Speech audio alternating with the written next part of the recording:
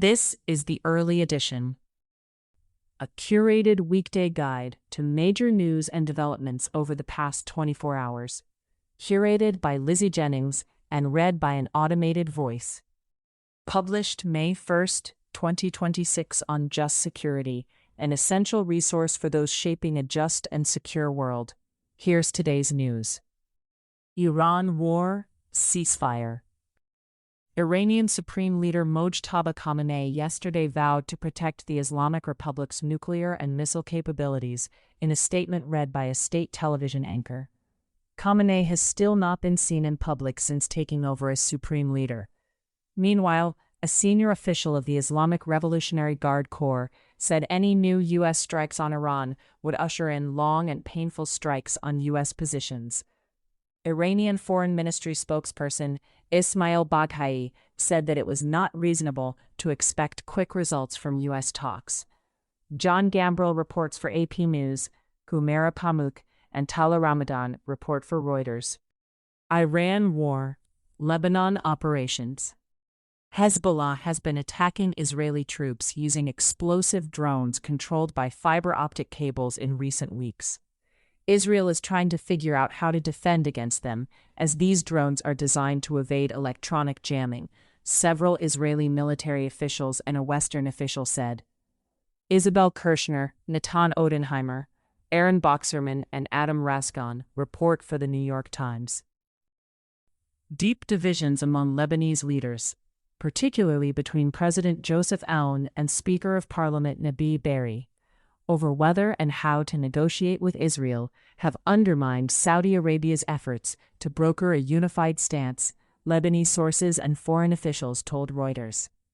While Saudi Arabia seeks stability and gradual de-escalation, disagreements over direct talks and potential normalization with Israel have stalled progress and risk further internal instability. Layla Bassam, Maya Gabali, Tomi Perry, and Samia Nakul report. Iran war. Other developments. Defense Secretary Pete Hegseth told Congress yesterday that Trump does not have to comply with a law requiring presidents to seek congressional authorization to continue a war beyond 60 days, because the ceasefire reached with Iran has paused the clock. This stance became a central backdrop at a Senate hearing on the Pentagon's record $1.45 trillion budget, which instead focused heavily on the U.S. war with Iran and scrutiny of Hegseth's leadership. Lawmakers clashed with him over civilian casualties, economic impacts, religion, and rhetoric. Megan Minero reports for the New York Times. John Ismay reports for the New York Times. Israel-Hamas war. Israeli airstrikes yesterday killed at least 4 Palestinians in Gaza, health officials said.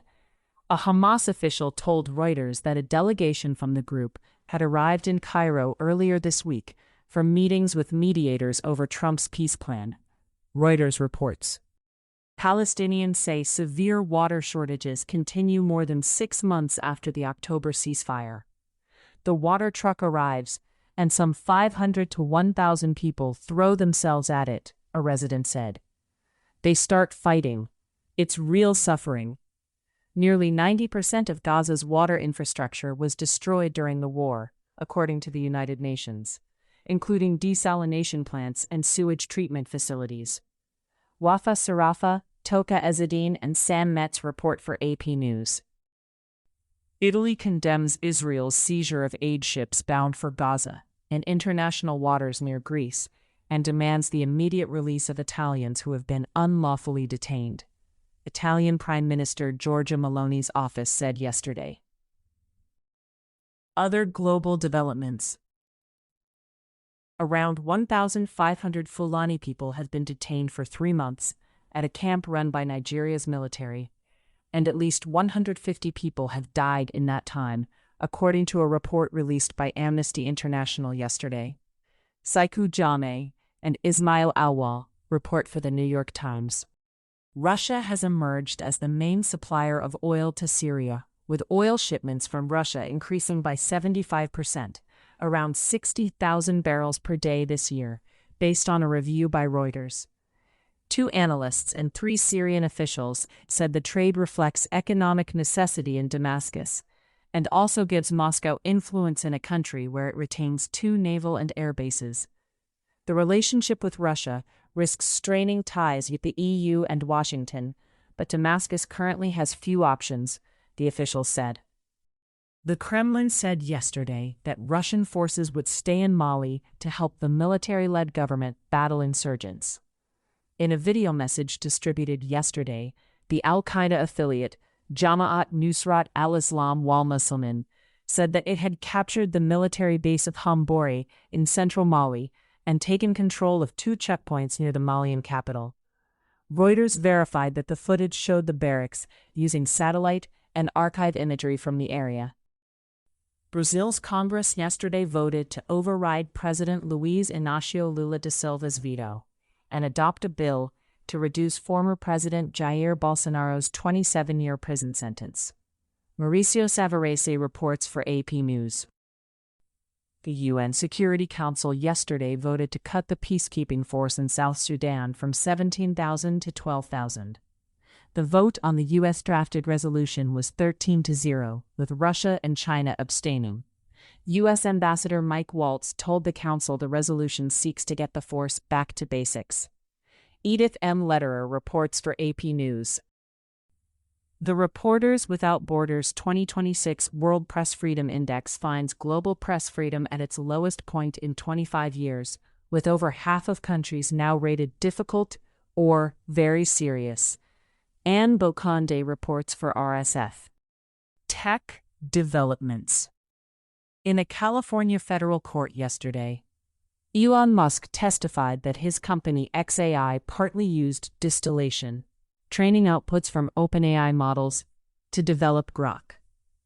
Tim Fernhals reports for TechCrunch. U.S. Foreign Affairs.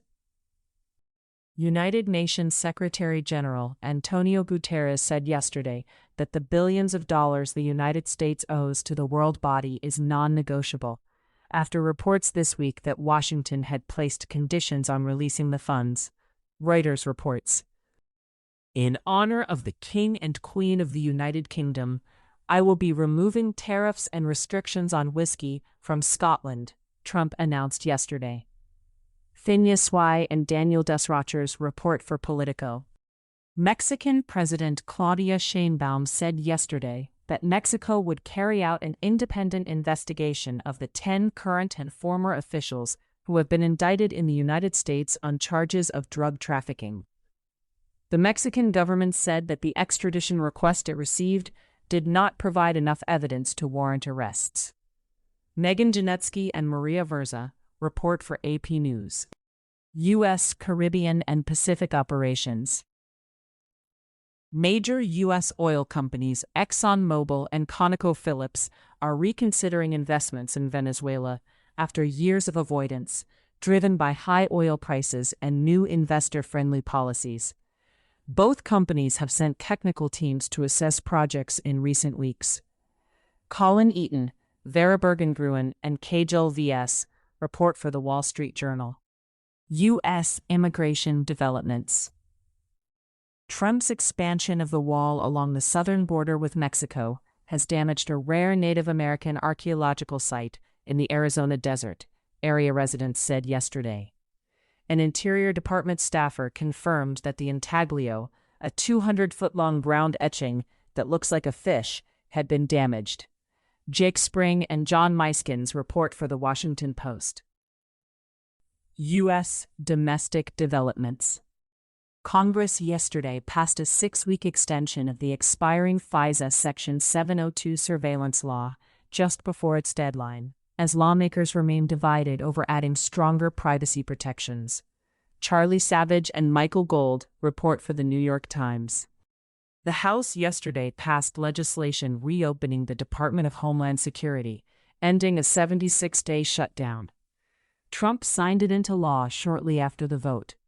The agreement with the Senate uses a two-step approach: immediate funding for most DHS operations now, followed by a separate partisan bill to boost funding for ICE and Border Patrol through reconciliation.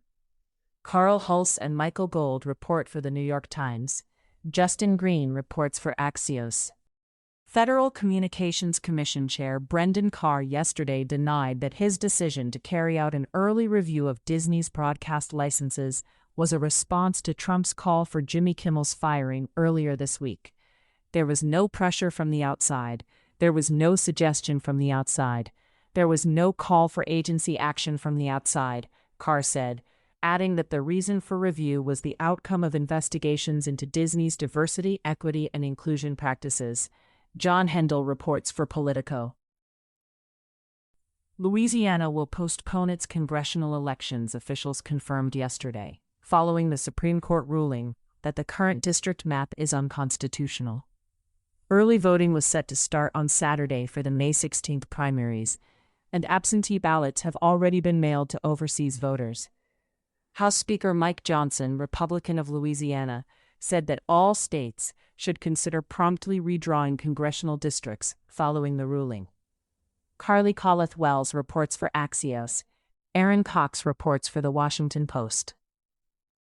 The Senate yesterday voted unanimously to ban senators, their staff, and other chamber officials from participating in prediction markets. Min-Ho Kim reports for The New York Times. Trump administration actions. The Federal Emergency Management Agency has reinstated dozens of employees who lost their jobs under former Homeland Security Secretary Kristi Noem. FEMA is taking steps to stabilize its workforce ahead of hurricane season and the World Cup, said a FEMA spokesperson. Scott Dance reports for The New York Times. The Trump administration released a report yesterday criticizing former President Joe Biden's administration for anti-Christian bias through its enforcement actions against Christian universities, its Title IX gender identity rules, and its handling of parental concerns. Education Secretary Linda McMahon said in a statement that the Biden administration had abused its authority by unfairly punishing Christian families and schools. Hannah Salma Ramirez, Isa Dominguez, and Bianca Quilantan report for Politico. Trump said yesterday that he would nominate Dr. Nicole Safier, radiologist and former Fox News Channel contributor, for Surgeon General, after Dr. Casey Means' nomination stalled in the Senate over concerns about her experience and stance on vaccines. Means said in an interview that her nomination fell apart after a year-long smear campaign against me, which she said was an effort to impugn the Maha movement. Ali Swenson and Meg Kennard report for AP News. Trump's announcement earlier this week that he was considering withdrawing U.S. troops from Germany shocked defense officials, who scrambled to find out if the president was serious, according to 3 defense officials. The Pentagon was not expecting it and has not been planning any kind of drawdown, said a congressional aide. Jack Desch, Paul McLeary, and Stephanie Bolzan report for Politico. The U.S. Air Force has agreed to buy an undisclosed number of interceptor drones from Powerus, a company backed by Trump's sons, according to the company's director. Annie Massa reports for Bloomberg. Trump administration litigation. A federal judge yesterday ruled that policies that make it harder for people from countries on Trump's travel ban list to get green cards and work permits are likely discriminatory and unlawful. The judge issued a preliminary injunction blocking enforcement for 22 plaintiffs and directing the parties to discuss whether the order should apply to the rest of the 200. Nada Raymond reports for Reuters. The Trump administration filed a lawsuit yesterday against the state of New Jersey, seeking to overturn state laws that financially help undocumented immigrants attend public colleges in the state. Daniel Hann reports for Politico. In case you missed it, yesterday on Just Security. Insurgent offensive in Mali exposes the deficiencies of junta-led security in the Sahel. By Leslie Ann Warner. Pioneering Plunder: How to Stop Modern Profiteering in Public Office. By Abigail Bellows. The Oral Argument in Cisco. By William S. Dodge. Thank you for listening to Just Security's early edition today, May 1st, 2026. If you enjoy listening, Just Security's analytic articles are also available in audio form on the justsecurity.org website. To stay up to date on Just Security's analysis of law, policy, and current events, go to justsecurity.org, subscribe to Just Security on Substack, and follow us on LinkedIn, Blue Sky, Facebook, Instagram, and Threads.